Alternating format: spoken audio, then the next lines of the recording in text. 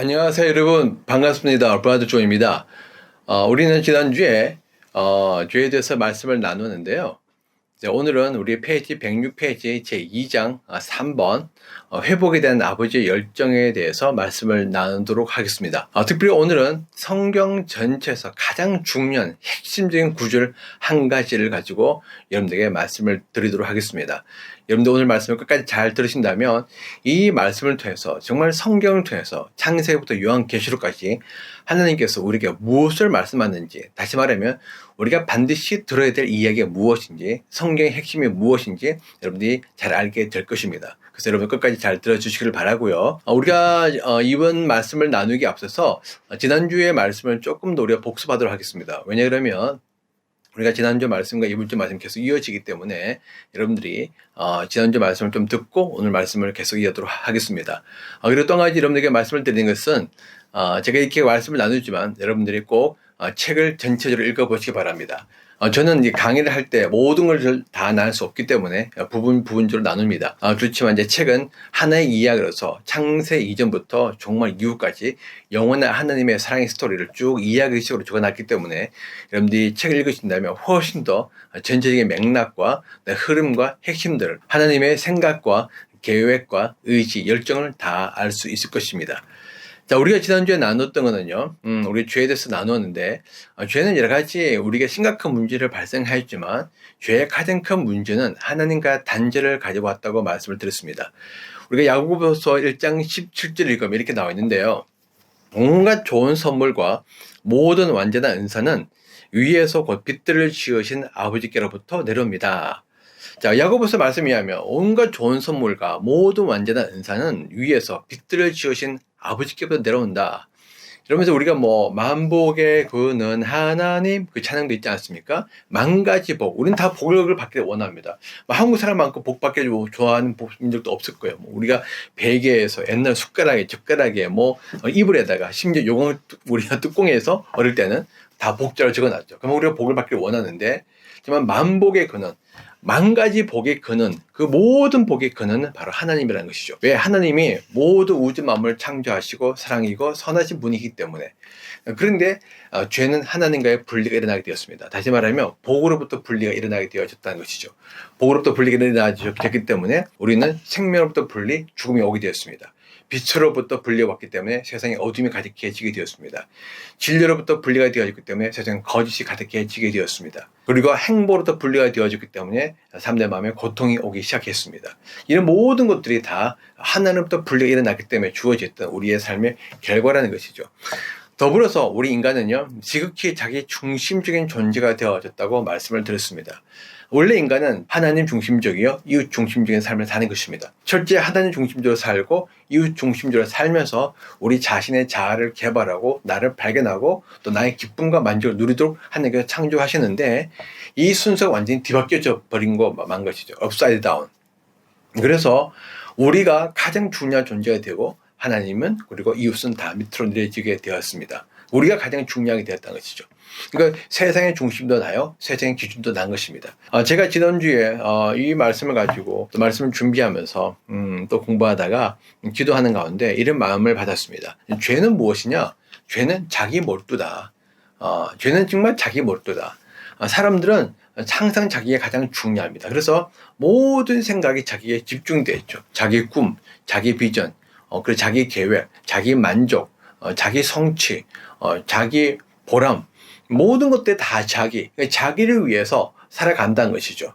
우리가 선한 일을 하지만 그 선한 일을 하는 것조차도 그 선한 일을 통해서 누리는 자기 기쁨, 자기 의, 자기 만족이 있기 때문에, 그죠? 자기 뜻을 이루기 위해서 사람들은 살아간다는 것입니다. 그래서 인간은 정말 지극히 자기에 몰두하는, 그래서 사람들은 이 자기에 몰두하다 보니 또 자기 형편이 가장 어렵습니다. 자기 형편이 가장 중요합니다. 자기 감정에 항상 몰두하죠. 자기 감정에 몰두하다 보니 감정에서 헤어나지를 못합니다. 그리고 자기 생각이 가장 중요하다 보니 항상 그 생각에 빠져서 살게 되죠. 이런 것들이 바로 인간의 특징이다. 그래서 우리가 너무 자기가 몰두되어 있다 보니까 하나님을 생각할 여력도 없고 이웃을 생각할 여력도 없는 것이죠.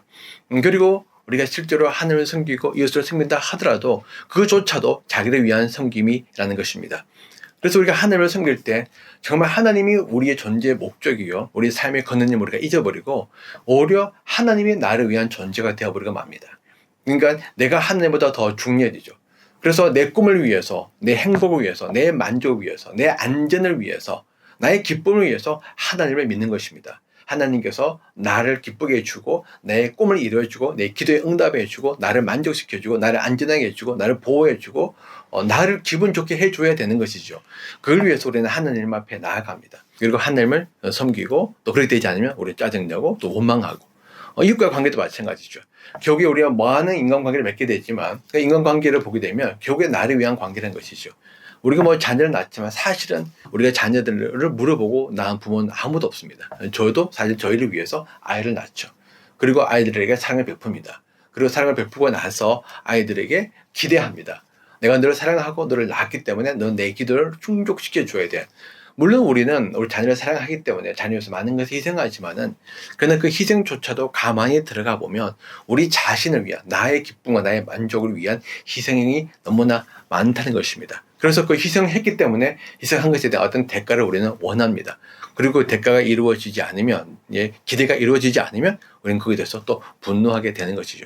결국 이렇게 되면서 어떻게 되느냐? 하나님과의 관계도 다 분리가 되어지고 이웃과의 관계도 분리가 되어진다. 그래서 인간은 철저히 고독한 존재. 왜냐하면 인간은 홀로 살아가는 고아적인 존재거든요.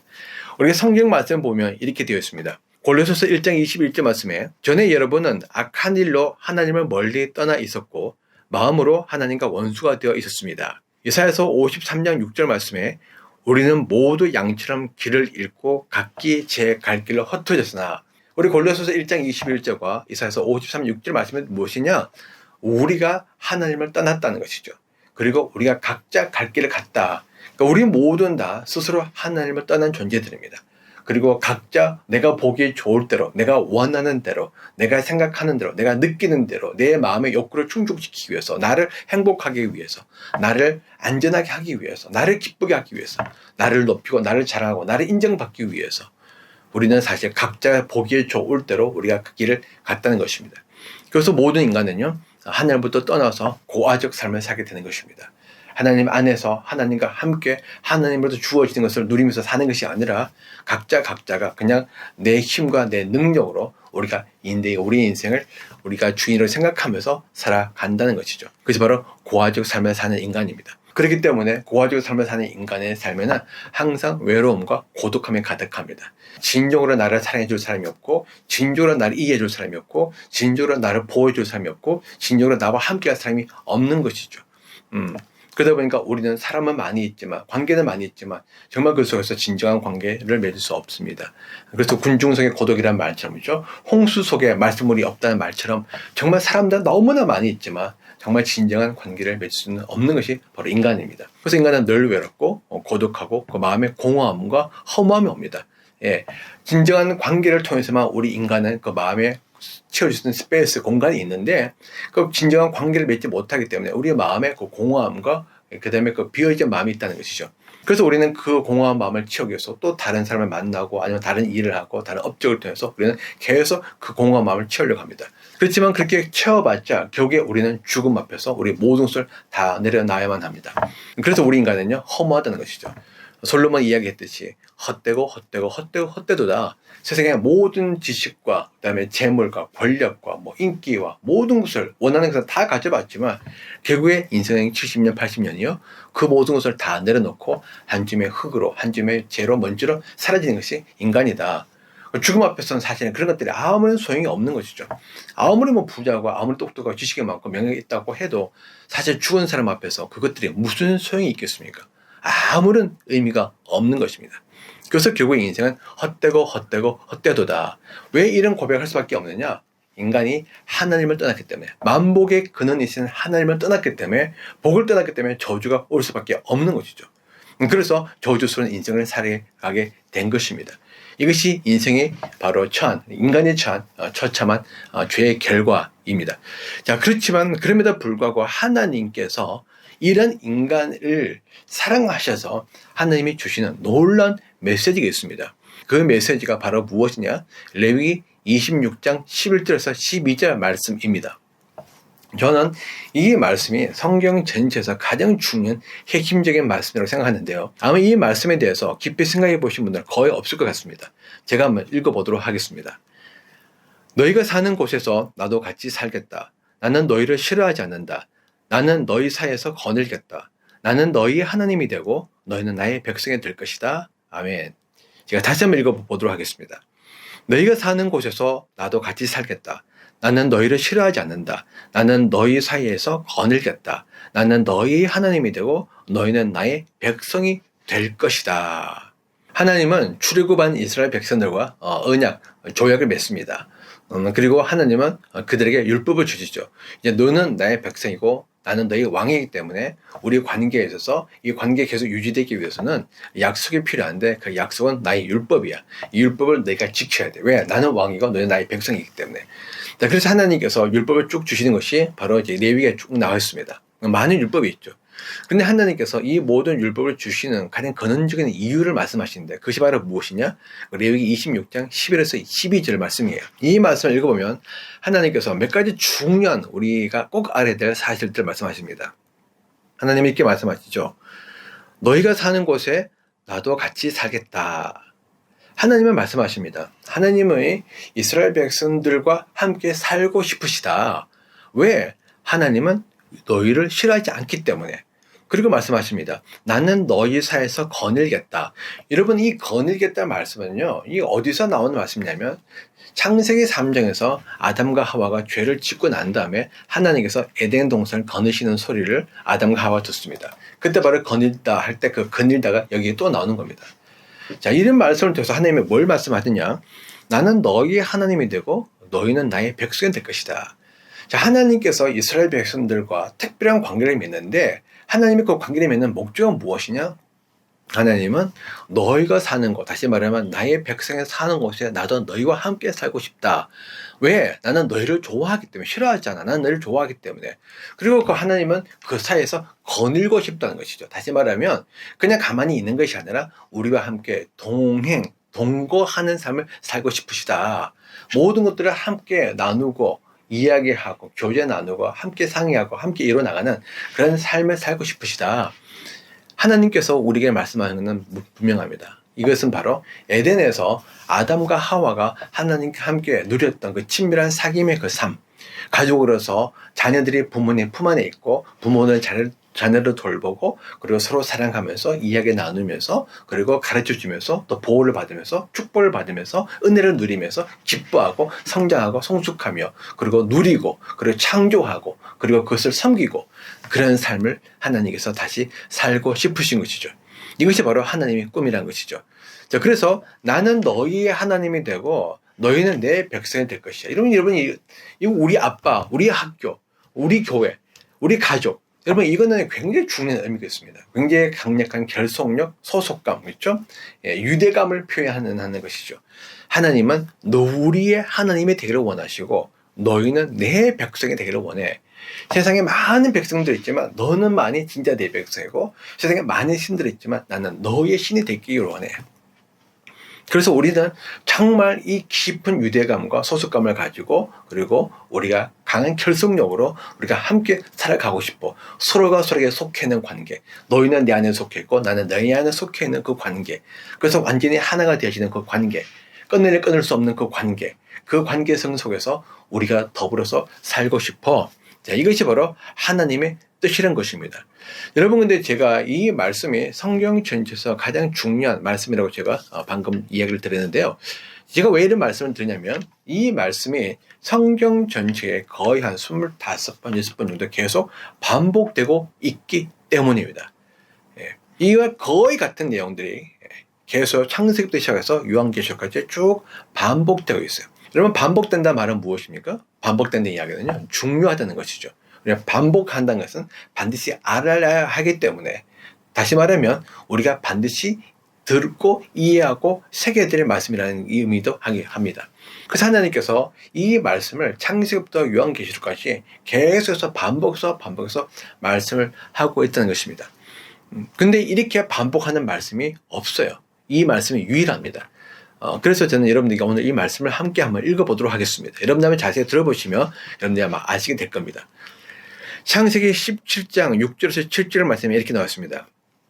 내가 너를 크게 번성하게 하겠다. 너에게서 여러 민족이 나오고 너에게서 왕들도 나올 것이다. 이 언약을 따라서 나는 너의 하나님이 될 뿐 아니라 뒤에 오는 너의 자손의 하나님도 될 것이다. 하나님께서 아브라함과 언약을 맺고 난 다음에 이 언약을 따라서 나는 너의 하나님이 되고 너의 자손의 하나님이 될 것이야. 자, 하나님께서 아브라함의 하나님이 되고 아브라함 후손의 하나님이 되면 그러면 아브라함은 하나님의 백성이 되고 그 후손도 하나님의 백성이 되는 것이죠. 하나님께서 아브라함과 그러한 관계를 맺고 싶으시다. 자, 이것이 출애굽기 6장 6, 7절에 나오고 있습니다. 나는 주다. 너희를 구하여 내겠다. 그래서 너희를 나의 백성으로 삼고 나는 너희의 하나님이 될 것이다. 하나님께서 이스라엘 백성을 출애굽시키는 목적이 무엇이냐? 그 목적이 바로 나는 너희의 하나님이 되기 위해서 그리고 너희를 나의 백성으로 삼기 위해서 하나님께서 너희를 구해주겠다. 이것이 출애굽기 29장 45에서 46절에 좀 더 구체적으로 나와 있습니다. 내가 이스라엘 자손 가운데서 머물면서 그들의 하나님이 되겠다. 그리고 그들은 바로 내가 그들 가운데 머물려고 그들을 이집트 땅에서 이끌어낸 그들의 주 하나님임을 알게 될 것이다. 나는 그들의 주 하나님이다. 하나님께서 말씀하시죠. 내가 이스라엘 자손 가운데 머물면서 그들의 하나님이 되겠다. 그리고 그들은 바로 내가 그들 가운데 머물렸고 그들을 이집트 땅에서 이끌어낸 그들의 주 하나님임을 알게 될 것이다. 나는 바로 그들의 주 하나님이다. 자, 하나님께서 말씀하시죠. 하나님께서 이스라엘 백성을 구원한 이유가 무엇이죠? 바로 그들 가운데 머물기 위해서.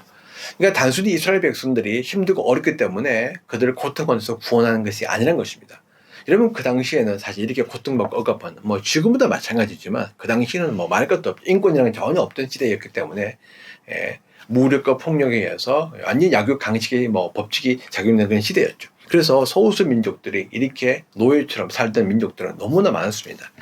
그럼에도 불구하고 하나님께서 이스라엘 백성들을 위해서 하나님 구원하셨는데 왜 그들을 구원하셨느냐? 그들만 고통스럽게 살았던 건 아니었거든요. 그렇지만 하나님은 이스라엘 백성들을 사랑하시고 그들과 함께 머물기 위해서 이스라엘 백성들을 구원하셨다.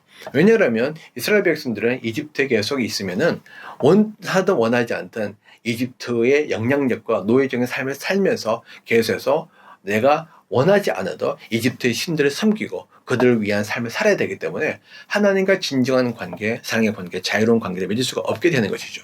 그래서 하나님께서 하나님과 관계를 위해서 하나님께서 이스라엘 백성들은 출애굽시키십니다. 다시 말하면 출애굽시키시는 목적이 단순히 이스라엘 백성들이 고통스럽기 때문에 하나님께서 그들 불쌍히 해서 구원하신 것이 아니라 하나님의 목적은 그들과 함께 내가 이스라엘 자손 가운데 머물면서 내가 그들 가운데 머물려고 하나님께서 이스라엘 백성을 구원해 내시는 거죠. 그래서 그렇게 구원해내면 그들은 하나님이 그들의 하나님임을 알게 될 것이다 라고 말씀하고 있습니다. 자, 민수기 15장 41절 말씀에 나는 주 너희의 하나님이다. 너희의 하나님이 되려고 너희를 이집트 땅에서 이끌어내었다. 내가 주 너희의 하나님이다. 신명기 29장 13절 말씀에 주님께서 당신들에게 약속하시고 당신들의 조상 아브라함과 이삭과 야곱에게 맹세하신 대로 오늘 당신들을 자기 백성으로 삼으시고 주님께서 몸소 당신들의 하나님이 되시는 것입니다. 계속해서 하나님께서 동일한 말씀을 모세와 이스라엘 백성에 주고 계시죠. 특별히 이제 에레미야서에 이 말씀이 많이 나오는데 에레미야서는 여러분 잘 알다시피 남유다가 범죄하여서 하나님의 심판을 받고 바벨론의 포로가 되는 그런 상황에 처했을 때 하나님께서 에레미야를 통해서 말씀하십니다. 그런데 이 메시지가요 바로 이런 상황에 처해 있는 이스라엘에게 계속해서 주어집니다. 에레미야서 7장 23절 말씀에 오직 내가 명한 것은 나에게 순종하라는 것, 그러면 내가 그들의 하나님이 되고 그들은 나의 백성이 될 것이라는 것 를 읽고 말씀하고 계시죠. 에레미야서 11장 4절 말씀에 내가 그들에게 이르기를 나에게 순종하고 내가 명하는 모든 것을 실천하면 그들은 나의 백성이 되고 나는 그들의 하나님이 되어서 24장 7절 말씀에 이제는 내가 그들에게 나를 그들의 주로 알아볼 수 있는 마음을 주겠다. 그러면 그들이 온전한 마음으로 나에게 돌아와서 나의 백성이 되고 나는 그들의 하나님이 될 것이다. 30장 22절 말씀에 너희는 나의 백성이 되고 나는 너희 하나님이 될 것이다. 31장 1절 말씀에 나 주의 말이다. 때가 오면 나는 이스라엘 모든 지파의 하나님이 되고 그들은 나의 백성이 될 것이다. 31장 33절 말씀에 나는 나의 율법을 그들의 가슴 속에 넣어주며 그들의 마음판에 새겨 기록하여 나는 그들의 하나님이 되고 그들은 나의 백성이 될 것이다. 그리고 32장 37에서 38절 말씀에 똑똑히 들어라. 내가 분노와 노염과 우라 때문에 그들을 여러 나라로 내쫓아버렸다. 그러나 이제 내가 그들을 이 모든 나라에서 모아다가 이곳으로 데려와서 안전하게 살게 하겠다. 그러면 그들은 나의 백성이 되고 나는 그들의 하나님이 될 것이다. 여러분 에레미야서를 들어보셨죠? 계속해서 하나님께서 나는 너희의 하나님이 되고 너희는 내 백성이 될 것이야. 이스라엘이 멸망하기 바로 직전에 하나님은 하나님의 말씀을 계속 주고 계십니다. 이스라엘의 범죄도 불구하고 하나님의 약속은 변함이 없다는 것이죠. 이것이 이제 에스겔에서도 계속 나오고 있습니다. 에스겔은 이제 이스라엘 백성들이 멸망하고 그리고 바벨론 포로에 대한 상황, 그런 상황에서 계속 주어지는 말씀이죠. 에스겔서 11장 20절 말씀에 그들은 나의 율례대로 생활하고 나의 규례를 지키고 그들을 실천하여 내 백성이 되고 나는 그들의 하나님이 될 것이다. 14장 11절 말씀에 이스라엘 족속이 다시는 나를 떠나서 길을 잃지도 않고 다시는 온갖 죄악으로 더러워지지도 않게 하여 그들은 나의 백성이 되고 나는 그들의 하나님이 되게 하려는 것이다. 34장 30절 31절 말씀에 그때야 비로소 그들이 나 주 그들의 하나님이 그들과 함께 있다는 것과 그들이 내 백성 이스라엘 족속이라는 것을 알게 될 것이다. 나 주의 말이다. 너희는 내 양떼요 내 목장의 양떼다. 너희는 사람이요 나는 너희의 하나님이다 라고 말씀하십니다. 36장 28절 말씀에 그때는 내가 너희 조상에게 준 땅에서 너희가 살아서 너희는 내 백성이 되고 나는 너희 하나님이 될 것이다. 37장 23절 말씀에 그들이 다시는 우상과 역겨운 것과 온갖 범죄로 자기들을 더럽히지 않을 것이다. 그들이 범죄하는 그 모든 곳에서 내가 그들을 구해내어 깨끗이 씻어주면 그들은 내 백성이 되고 나는 그들의 하나님이 될 것이다. 37장 27절 말씀에 내가 살 집이 그들 가운데 있을 것이며 나는 그들의 하나님이 되고 그들은 내 백성이 될 것이다. 자, 하나님께서 뭐랄까 말씀하시죠? 에스겔을 통해서. 아까 에레미야는 남유다가 바벨론에서 멸망의 직전의 상황이고요. 에스겔은 멸망한 이후의 상황입니다. 즉 멸망의 직전이나 멸망 후나 하나님의 계획은 전혀 변함이 없습니다. 그 하나님의 계획은 무엇이죠? 나는 너희 하나님이 되고 너희는 내 백성이 되는 것. 우리가 정말 깊은 사랑과 유대감과 소속감을 가지고 연합되고 하나가 되는 삶을 사는 것, 더불어 사는 것. 이제 그래서 37장 27절 말씀에 내가 살 집이 그들 가운데 있을 것이며 하나님께서 우리 가운데 살아서 우리가 함께 동거하는, 동행하는, 함께 걸어가는 그런 삶을 살고 싶으시다. 그거 말씀하십니다. 자, 이것이 요엘서 2장 27절에도 나오는데요. 이스라엘아, 이제 너희는 알게 될 것이다. 내가 너희 가운데 있다는 것과 내가 너희의 주 하나님이라는 것과 내가 너희 가운데 있다는 것, 하나님이 우리 가운데 계시고 내가 너희의 하나님이라는 것을 알게 될 것이다 라고 말씀하고 있죠. 스가랴서 8장 8절 말씀에 내가 그들을 데리고 와서 예루살렘에서 살게 하겠다. 그들은 나의 백성이 될 것이며 나는 그들의 하나님이 되어 성실과 공의로 다스리겠다. 13장 9절 말씀인데요. 그들은 내 이름을 부르고 나는 그들에게 응답할 것이다. 나는 그들을 내 백성이라 부르고 그들은 나 주를 우리 하나님이라고 부를 것이다. 요엘서나 스가랴서는 이 마지막 때 종말에 일어날 예언들을 이제 기록해놓은 책들인데 하나님께서 이 마지막 때 이 종말에 하나님께서 뭘 하실 것이냐? 종말은 하나님의 모든 구원사의 완성, 결론, 이제 결말이 있죠. 모든 것들이 끝났을 때 하나님께서 결국 이루실 것은 무엇이다? 나는 너희 하나님이 되고 너희는 내 백성이 될 것이야. 하나님께서 이걸 이루시겠다는 것이죠. 자, 이것이 여러분 이제 신약 성경에도 계속해서 나오고 있습니다. 고린도후서 6장 16절 18절 말씀을 읽으면요. 하나님의 성전이 우상에게 어떻게 일치하겠습니까? 우리는 살아계신 하나님의 성전입니다. 그것은 하나님께서 말씀하신 바와 같습니다. 내가 그들 가운데 살며 그들 가운데로 다닐 것이다. 나는 그들의 하나님이 되고 그들은 내 백성이 될 것이다. 그리하여 나는 너희의 아버지가 되고 너희는 내 자녀가 될 것이다. 자, 하나님께서 다시 한번 신약 성경에서 또 바울을 통해서 이렇게 말씀하시죠. 자, 내가 그들 가운데서 살며 그들 가운데로 다닐 것이다. 나는 그들의 하나님이 되고 그들은 내 백성이 될 것이다. 자, 레위기 26장 11에서 12절 말씀을 그대로 인용해서 바울이 또 이야기하고 있습니다. 자, 그러면서 뭐죠? 나는 너희의 아버지가 되고 너희는 내 자녀가 될 것이다. 그러니까 하나님이 우리의 하나님이 되고 우리가 하나님의 백성이 된다는 것은 단순히 그냥 왕과 백성의 관계가 아니라는 것이죠. 여러분, 제가 지난주에도 말씀을 드렸지만 원래 여러분 우리가 가졌던 영적 신분이 무엇입니까? 하나님께서 에덴 동에서 인간을 창조하실 때 인간은 하나님의 피조물이었습니다. 예. 그렇지만 우리 또 따로 다른 신분이 있죠. 그것은 왕이신 하나님의 피조물이기 때문에 우리는 왕의 백성이라는 것이죠. 그렇지만 단순히 왕의 백성이 아닙니다. 하나님은 아담과 하와를 자기의 자녀로 삼았기 때문에 아담과 하와는 하나님의 자녀였습니다. 자, 그래서 아담과 하와는 왕의 백성이기도 하면서 하나님의 자녀이기도 했다는 것이죠. 하나님께서 그때 아담과 하와가 주셨던 그 원래 신분, 그 정체성을 다시 회복해 하겠다는 것입니다. 너희가 지금은 나의 자녀가 아니고 사단의 자녀이지만 다시 나의 자녀로 삼을 것이야. 너희가 지금은 나의 백성이고 사단의 백성이기 때문에 사단의 말을 따라서 살겠지만은 그러나 나의 백성이 되어서 나의 말대로 살게 할 것이야. 하나님께서 그걸 이루겠다는 것이죠.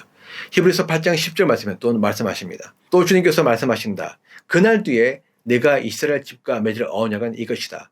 나는 내 율법을 그들의 생각에 넣어주고 그들의 마음에다가 새겨주겠다. 그리하여 나는 그들의 하나님이 되고 그들은 내 백성이 될 것이다. 여러분, 똑같은 말씀이 이제 마지막 요한계시록 21장 3절 말씀에 나옵니다. 보아라, 하나님의 집이 사람들 가운데 있다.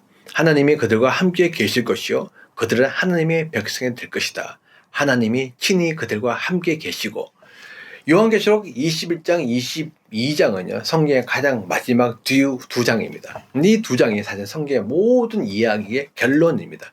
결국에 이 두 장을 위해서 하나님께서 모든 구원의 사역을 행하시고 그리고 하나님의 말씀을 주신 것이죠. 그러니까 성경의 모든 이야기의 결론을 알려면 우리는 요한계시록 21장 22장을 알면 됩니다. 근데 21장 22장은요 창세기 1장 2장을 다시 회복해 놓은 장입니다. 하나님께서 21장, 22장을 통해서 말씀하신 핵심이 뭐냐면 바로 새 하늘과 새로운 땅을 창조할 것이고 그리고 그 땅에 새 예루살렘이 올 것이다. 그것이 이제 하나님께서 주시는 그 메시지인데요. 그 메시지가 이제 그곳이 과연 어떤 곳이 될 것인가 그것이 이제 21장, 22장에 쭉 나와 있습니다. 그렇지만 이걸 조금 더 간략하게 요약해 놓은 것이 바로 요한계시록 21장 1절에서 3절까지인데 특별히 3절을 보게 되면 하나님께서 이 모든 새 하늘과 새 땅을 만들고 새 예루살렘을 만드는 목적이 나오죠. 그것이 바로 무엇이다? 보아라, 하나님의 집이 사람들 가운데 있다. 하나님이 친히 그들과 함께 계실 것이요 그들은 하나님의 백성이 될 것이다. 하나님이 친히 그들과 함께 계시고 하나님께서 모든 것을 완성하고 난 다음에 모든 구원의 사역을 이루시고 난 다음에 모든 하나님의 약속이 성취되고 난 다음에 난 모든 결론이 무엇이냐? 바로 하나님의 집이 우리 가운데 있다는 것이죠. 우리만 천국에 올라서 사는 것이 아니라 우리 가운데 우리가 살고 있는 천국, 새 예루살렘인데 그거 우리가 살고 있는 그 중앙에 하나님의 집이 있고 하나님의 집과 하나님이 임재하시는 곳입니다. 그러니까 하나님이 우리와 함께 거하신다는 것이죠. 그래서 하나님이 그들과 함께 계실 것이요 그들은 하나님의 백성이 될 것이다. 다시 말하면 우리 모두는 다 하나님의 백성이 되고 하나님의 자녀가 되어서 하나님이 친히 그들과 함께 계시고 하나님과 함께하는 그 사랑의 삶을 영원토록 살게 된다는 것입니다. 이것이 바로 요한계시록 21장 3절 말씀이고 나머지 이 구절들은 이것을 다 그냥 좀 더 자세하게 설명해 놓은 것이 나머지 21장, 22장 이야기예요. 여러분 그렇다면 가만히 보시면 창세기 17장부터 시작해서 요한계시록 21장에 이르기까지 계속해서 같은 내용이 반복되고 있습니다. 하나님께서 계속 거듭 시대와 상황과 전혀 상관없이 하나님의 계획은 불변하시죠. 그 불변한 하나님의 계획과 의지는 무엇입니까? 하나님과 우리의 그 관계입니다. 그 관계를 다시 회복해 하겠다. 나는 그 관계를 회복하기를 원한다. 하나님께서 그걸 계속 말씀해 주고 계십니다. 여러분 근데 이거 외에도요 사실 비슷한 구절도 꽤 많이 있습니다. 제가 한번 보도록 하겠습니다. 출애굽기 19장 5절 말씀에 너희가 정말로 나의 말을 듣고 내가 세워진 언약을 지키면 너희는 모든 민족 가운데서 나의 보물이 될 것이다. 온 세상이 다 나의 것이다. 그러므로 너희는 내가 선택한 백성이 되고 하나님께서 시내에서 이스라엘 백성과 언약을 맺으면서 말씀하시죠. 너희는 나의 백성이 되고 그러면 당연히 하나님은 이들의 하나님이 되는 것이죠. 여기 14장 45절 말씀 나는 너희의 하나님이 되고 너희를 이집트 땅에서 데리고 온 주다. 또 레위기 20장 26절 말씀에 나는 너희를 뭇 백성 가운데서 골라서 나의 백성이 되게 하였다. 22장 33절 말씀에 나는 너희 하나님이 되려고 너희를 이집 땅에서 이끌어냈다. 레위기 25장 38절 말씀에 나는 너희 하나님이 되려고 너희에게 가나안 땅을 주고 너희를 이집 땅에서 이끌어낸 너희 하나님이다. 특별히 레위기에서 나온 하나님은요, 계속 반복해서 말씀하십니다. 나는 너희 하나님이 되고 싶어. 여러분, 우리는 하나님을 떠났습니다. 하나님을 배반했습니다. 스스로 고아지고 삶을 선택한 자들이었습니다. 그래서 우리는 각자 길 잃은 양처럼 각자 보기 좋을 대로 떨어다니던 그런 삶을 살았던 존재들이었죠. 그렇지만 그럼에도 불구하고 하나님은 우리의 하나님이 되고 싶으셔서 하나님은 이스라엘 백성을 구원해 내시고 또 우리를 죄에서 죽음에서 구원해 내신 것입니다. 그래서 나는 너희 하나님이 되려고, 하나님은 우리 하나님이 되고 싶으신 것이죠. 네, 이것이 호세아서도 나왔습니다. 호세아서 보게 되면 2장 23절 말씀에 그때 내가 이스라엘을 이 땅에서 심어서 나의 백성을 키우고 로후하마를 사랑하여 루하마가 되게 할 것이다. 로암미에게 이제 너는 압니다 하고 내가 말하면 그가 나에게 주님은 나의 하나님이십니다 하고 대답할 것이다. 여러분들, 이 호세아는요, 북이스라엘이 심판하기 직전에 하나님께서 주신 메시지죠. 그때 그 극심한 죄악으로 말미암아 하나님과 관계가 단절되어 심판받을 수 없지만 그럼에도 불구하고 하나님께서 그들을 다시 사랑하여서 그들과 관계를 회복하겠다 말씀하십니다. 그래서 로후하마를 사랑하여 루하마가 되게 하겠다. 로후하마는 긍휼히 여김을 받지 못한 자라는 뜻입니다. 그리고 루하마는 긍휼히 여김을 받다는 뜻이죠. 다시 말하면 로후하마를 사랑하여 루하마가 되게 하겠다 말씀은 뭐냐면 긍휼히 여김을 받지 못한 자였지만 그러나 루하마, 긍휼히 여김을 받게 하겠다. 자, 그렇게 되면 어떻게 되느냐? 로암미에게 이제는 압니다 하고 내가 말하면, 로암미는 뭐냐면 내 백성이 아니라는 뜻입니다. 그리고 암미는 내 백성이다. 그렇게 긍휼을 받게 되면 로암미, 내 백성이 아니었지만 암미, 이제 내 백성이 될 것이다 라고 말씀하는 것이죠. 자, 그래서 그가 나에게 주님은 나의 하나님이십니다 라고 고백한다는 것입니다. 하나님과 관계성을 회복하는 메시지를 주고 계시죠. 자, 이것이 신약에도 또 나오고 있습니다. 마태복음 1장 23절 말씀에 임마누엘을 번역하면 하나님은 우리와 함께 계시다. 예수님께서 우리가 오셨습니다. 예수님의 이름은 임마누엘이십니다. 예수님께서 이 땅에 오신 목적은 물론 우리의 죄를 용서하기 위해서 오셨죠. 대속제물이 되기 위해서 오셨죠. 그러나 대속제물이 되고자 하는 목적은 무엇이었느냐? 그것은 바로 우리와 함께 거하기 위해서, 우리와 함께 머물고 싶어서, 우리와 함께 살고 싶으셔서 예수님께서 우리에게 오셨다. 그래서 임마누엘은 무엇이죠? 우리와 함께 계시다. 바로 하나님은 우리가 함께 계시고 싶어서 예수님을 보내셨다는 것입니다. 자, 이것이 요한복음 14장 3절에 또 나옵니다. 내가 가서 너희가 있을 곳을 마련하며 다시 와서 너희를 나에게로 데려다가 내가 있는 곳에 너희도 함께 있게 하겠다. 자, 예수님께서 오신 목적이 무엇입니까? 예수님은 우리와 함께 계시기 위해서 예수님은 오셨습니다. 그래서 이름이 임마누엘입니다. 그리고 난 다음에 예수님은 우리 위해서 십자가 달려 들어가시고 부활하시고 승천하셨습니다. 그리고 이제 남은 것은 정말 재림이죠. 다시 재림하십니다. 재림하시는 목적이 무엇이냐? 다시 와서 너희를 나에게로 데려다가 내가 있는 곳에 너희도 함께 있게 하겠다. 지금 예수님께서 하나님의 나라에 계시는데 그 하나님의 나라에 우리도 데리고 가서 그 나라에서 우리와 함께 가기 위해서 하나님이 계신 그 집에 우리도 데려와서, 왜? 우리가 하나님의 자녀이기 때문에. 그래서 하나님과 그 사랑의 관계, 자녀로서 관계, 부모와 자녀가 회복된 그 관계를 누리도록 하기 위해서 예수님께서 다시 오신다. 여러분, 이렇게 계속 보면 성경은 처음부터 끝까지 하나님의 변치 않는 그 마음을 우리에게 말씀하고 계십니다. 그것은 바로 사랑의 관계, 가족된 관계, 그 친밀한 관계, 연합된 관계, 완전히 하나가 된 관계, 그 관계를 회복하게 하기 위해서 하나님께서 우리를 위해서 예수님을 보내주셨다. 라고 말씀하고 계시죠. 여러분, 사실 우리는 하나님을 몰랐습니다. 사랑도 몰랐습니다. 우리는 정말 자기 중심적인 존재였습니다. 나밖에 몰랐던 존재였습니다. 그런데 하나님은 우리를 따라오셨죠. 지금 하나님은 추격자였습니다. 어떤 분이 이해하더라고요. 하나님은 정말 지독한 추격자다. 추적자다. 하나님은 한 번 물면 절대 놓지 않는다. 그래서 그 하나님의 사랑이 끝없이 영원토록 계속해서 부어졌기 때문에 우리가 구원을 받을 수 있었다는 것입니다. 사실은 저도 하나님을 떠난 적이 있었거든요. 사역자기를 떠난 적도 있었습니다. 그렇지만 하나님께서 저를 다시 찾아오셔서 하나님의 사람으로 불러주셨습니다. 하나님이 저를 붙들어 주셨죠. 사랑을 몰랐던 저에게 사랑이 뭔지 알려주었고 하나님을 사랑할 수 있는 마음을 주었고 이웃을 사랑할 수 있는 마음을 허락하셨습니다. 그래서 저는 새로운 삶을 살게 된 것이죠. 성경 말씀이 이렇게 이야기하고 있습니다. 요한일서 3장 16절 말씀에 그리스도께서 우리를 위하여 자기 목숨을 버리셨습니다. 이것으로 우리가 사랑을 알게 되었습니다. 요한일서 4장 9절 10절 말씀에 하나님의 사랑이 우리에게 이렇게 드러났으니 곧 하나님이 자기 외아들을 세상에 보내주셔서 우리로 하여금 그로 말미암아 살게 해 주신 것입니다. 사랑은 이 사실에 있으니 곧 우리가 하나님을 사랑한 것이 아니라 하나님이 우리를 사랑하셔서 자기 아들을 보내어 우리의 죄를 위하여 화목제물이 되게 하신 것입니다. 사랑은 이 사실에 있으니 곧 우리가 하나님을 사랑한 것이 아니라 하나님이 우리를 사랑하셔서 자기 아들을 보내어 우리의 죄를 위하여 화목제물이 되게 하신 것입니다. 그래서 요한일서 4장 19절이 이렇게 이야기하고 있죠. 우리가 사랑하는 것은 하나님이 우리를 먼저 사랑하셨기 때문에입니다. 우리가 하나님을 사랑할 수 있는 것은 바로 하나님께서 우리를 사랑하셨기 때문에 하나님의 그 변함없는 계획, 그 불타는 열정, 확고한 의지, 하나님의 한결같은 그 사랑, 그것이 우리에게 계속 주어졌기 때문에 그게 하나님이 이 모든 것을 이루어 가신다는 것이죠. 그래서 그 결과 우리는 하나님의 자녀가 되고 하나님의 백성이 되어졌습니다.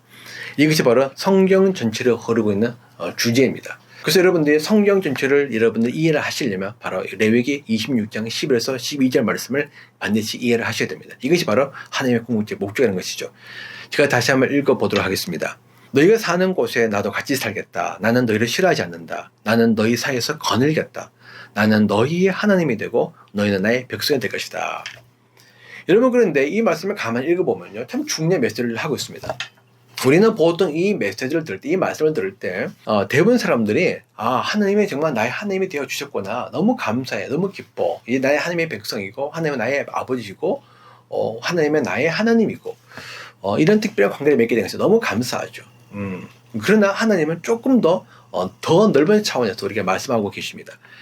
여러분, 지금 이 말씀은요, 하나님께서 모세에게 주는 메시지이긴 하지만 사실은 모세를 통해서 이스라엘 백성 전체에게 주는 메시지입니다. 다시 말하면 이스라엘 백성이라는 민족 공동체, 여러분, 이스라엘 백성은 단순히 이스라엘 백성이 아니죠. 이스라엘 백성은 하나님을 섬기도록 부심을 받은 공동체이기 때문에 사실 이스라엘 백성은 민족 자체가 교회입니다. 그러니까 이스라엘은요, 민족 교회라는 것이죠. 민족 공동체이자 민족 교회입니다. 하나님은 이스라엘이라는 그 하나님의 부심을 받은 백성 전체 그 공동체에게 말씀하십니다. 나는 너희가 사는 곳에 너희가 함께 살겠다.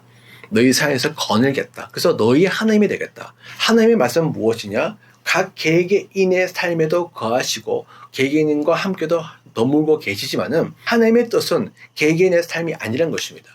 물론 개인의 삶이 너무 중요하지만 하나님의 궁극적인 뜻은 무엇이냐? 공동체라는 것이죠. 하나님은 이 공동체 안에 거하기를 원하십니다. 하나님은 공동체 안에 머무기를 원하십니다. 공동체 안에서 거닐기를 원하십니다. 그래서 공동체 하나님이 되기를 원하시는 것이죠. 그래서 하나님은 그 공동체를 이루기 위해서 각자를 구원하시고 우리를 불러서 하나님의 공동체에 참여하게 하신 것입니다. 그렇기 때문에 하나님의 이 말씀이 온전히 이루어지기 위해서는요, 우리는 공동체를 모여야만 한다는 것입니다. 공동체를 모일 때 우리는 우리의 하나님을 경험할 수 있습니다. 개인적으로 경험한 하나님이 너무나 좋고 축복되고 은혜롭죠. 놀랍습니다. 그렇지만 우리가 개인적으로 누리는 그 하나님의 은혜와 능력과 영광과 축복은 그 임재는요, 절대적인 한계 제약이 있습니다. 그것은 아무리 노력해봤자 절반도 되지 않습니다. 나머지 절반 이상은 무엇이죠? 바로 공동체적으로 누리는 것입니다. 공동체적으로 하나님을 만나고 경험하고 그리고 은혜를 체험하고 하나님의 능력 가운데 거하는 것은, 임재를 맛보는 것은 개인적인 체험과는 완전히 달라. 이거는 경험해본 사람만이 알 수 있습니다. 하나님은 말씀하십니다. 나는 너희 가운데, 이 공동체 가운데 나는 머물고 싶다. 이 교회 가운데 머물고 싶다. 너희가 함께 머물고 있는 그곳에, 너희가 함께 거하고 있는 그곳에 나는 임재하고 그리고 그것에 거하고 그 속에서 거닐면서 너희 그 공동체 하나님이 될 것이야. 그때 너는 너의 하나님의 차원을 넘어서서 공동체로 존재하시고 임재하시고 역사하시는 그 공동체 하나님을 만나게 될 것이야. 이것이 바로 나의 궁극적인 뜻이야 라고 말씀하신다는 것이죠. 그렇기 때문에 우리는 이 말씀이 온전히 이루어지기 위해서 어떻게 되느냐? 우리가 공동체로 보기를 더욱더 힘써야 한다는 것입니다. 제가 계속해서 말씀드리지만 여러분 이 공동체를 모는 것은 바로 하나님의 뜻입니다. 그래서 우리 히브리서 10장 말씀 보면 나와 있죠. 마지막 때에 모이기를 패하는 자들과 가까이 하지 말라고 했습니다. 이것이 바로 하나님의 뜻입니다. 하나님의 뜻은요, 모이기를 피하고 혼자 신앙생활하는 걸 원하지 않습니다. 그건 절대 하나님의 뜻이 아닙니다. 그거는 사단의 뜻입니다. 여러분 지난주에도 공부했듯이 사단이 뭘 만들었죠? 여러분 공동체를 파괴시켰습니다. 하나님과 관계를 분열시키고 단절시키고 분리시켰을 뿐 아니라 공동체 안에서 사람들과 관계를 단절시켜서 홀로 고립된 삶을 살게 만들었죠. 분리된 삶을 살게 만들었습니다. 홀로 살아가는 그냥 삶을 살게 만들었다는 것입니다. 그래서 사람들이 공동체로 모이지 않고 다 홀로 독립적인 그냥 고립된 신앙생활을 하게 된다는 것이죠. 지금 우리가 다 보고 있지 않습니까? 이 모든 것들은 뭐냐면 사단의 역사에서 일어난 결과들이지 원래 하나님의 뜻은 아닙니다. 하나님의 뜻은 우리가 함께 더불어서 모여서 살아가는 것입니다. 그때 하나님이 우리의 하나님이 되어주시고 우리한테 거하실 것이며 우리 안에서 역사하실 것입니다. 그러므로 여러분 정말 하나님의 뜻을 이루기를 원하십니까? 하나님의 능력을 경험하기를 원하십니까? 하나님의 임재를 맛보기를 원하십니까? 하나님의 은혜를 체험하기를 원하십니까? 정말 우리의 한계를 넘어서는 위대한 그 끝없는 하나님의 그 사랑과 하나님의 그 은혜를 여러분들이 삶에서 누리기를 원하십니까? 그렇다면 여러분들 공동체를 모이십시오. 그리고 공동체에 모일 사람이 없다면 그 공동체에서 기도하십시오. 찾아가십시오. 절대 홀로 하는 신앙생활은 안 됩니다. 그것은 우리가 실패와 우리가 패배를 가는 길일 뿐 절대 하나님의 뜻이 아니라는 것이죠. 그래서 여러분 다시 한번 이 하나님의 말씀을 깊이 본 주 한 주 묵상하면서 하나님의 그 깊은 뜻이 무엇인가를 여러분 생각해 보시기 바랍니다. 하나님은 단순히 우리가 구원받고 천국 가서 사는 것을 원하지 않습니다. 그것이 나쁜 것은 아니지만 하나님의 궁극적인 뜻은 바로 하나님과 함께 더불어서 영적 교제를 나누는 그 삶입니다. 함께 걸어가는 삶입니다. 함께 동행하고 이야기하면서 걸어가는 그 삶이라는 것이죠. 그것도 홀로 사는 것이 아니라 공동체에서 더불어서 사는 삶입니다. 그것을 위해서 하나님께서 요한복음 3장 16절을 주신 것이죠. 요한복음 3장 16절은 우리가 너무나 유명한 구절입니다. 하나님이 세상을 이처럼 사랑하사 독생자를 주셨으니 이는 저를 믿는 자마다 멸망치 않고 영생을 얻게 하려 하심이라. 여러분 어떤 사람이 얘기하더라고요. 성경책 꽉 짜면 요한복음 3장 16절이 나온다. 물론 그것도 너무 중요한 구절이긴 합니다. 그러나 이거는요. 레위기 26장 11, 12절을 이루기 위한 실천 방안입니다. 궁극적으로는 하나님께서 우리가 거하고 싶은데 우리가 거하려면 어떻게 되죠? 우리의 죄의 문제가 해결되어져야 됩니다. 왜냐하면 죄는 분리를 만들거든요. 우리의 죄는 거룩한 하나님과 함께 더불어 살 수 없도록 담을 만듭니다. 그래서 하나님은 우리와 함께 가고 싶기 때문에 일단 먼저 이 장애물인 죄의 문제를 해결하기를 원하십니다. 근데 우리는 우리가 스스로 죄의 문제를 해결할 수 없다는 것이죠. 뭐가 문제된지도 모르고 그리고 그 문제를 해결할 수 있는 능력도 없다는 것입니다. 그래서 하나님께서 이 문제를 해결하기 위해서 예수님을 보내주셔서 우리의 대속제물이 되게 하시고 속죄제물이 되신 예수님을 통해서 우리가 하나님과 관계 화목에 되게 된 것이죠. 그래서 요한복음 3장 16절은요. 그것도 너무 중요한 구절이지만 이 구절은 사실은 레위기 26장 11에서 12절 말씀을 이루기 위한 실천 방안입니다. 더 궁극적인 하나님의 목적과 계획 뜻은 바로 레위기라는 것이죠. 그래서 여러분 이번 한 주 동안 이 말씀을 깊이 묵상하면서 정말 하나님의 뜻, 하나님의 열정, 하나님의 그 의지, 한결같은 그 하나님의 사랑, 하나님이 정말 무엇을 원하시는지 여러분 깊이 생각하시고 묵상하시고 기도하시고 그리고 그 하나님의 마음을 느껴보시기 바랍니다. 기도하겠습니다. 하나님 감사합니다. 하나님의 뜻은 우리의 하나님이 되는 것이고 우리는 하나님의 백성이 되는 것입니다. 하나님은 우리 안에 가기를 원하십니다. 우리 안에 머무기를 원하십니다. 그래서 우리와 함께 더불어 살기를 원하십니다. 이걸 위해서 하나님은 예수님을 보내서 우리 죄를 용서해 주시고 성령님을 보내주셔서 우리로 하여금 하나님의 자녀로 삼아주시고 하나님의 가족 공동체를 모이게 하였습니다. 하나님 그러므로 우리가 이 가족 공동체를 모이겠습니다. 하나님의 뜻이 온전히 이루어지도록 우리가 힘쓰겠습니다. 하나님의 뜻을 우리 가슴속에 품고 하나님의 그 열정을 느끼며 하나님의 깊은 사랑을 깨닫고 감사하면서 살겠습니다. 하나님의 뜻을 이루십시오. 예수님의 이름으로 감사하며 기도합니다. 아멘.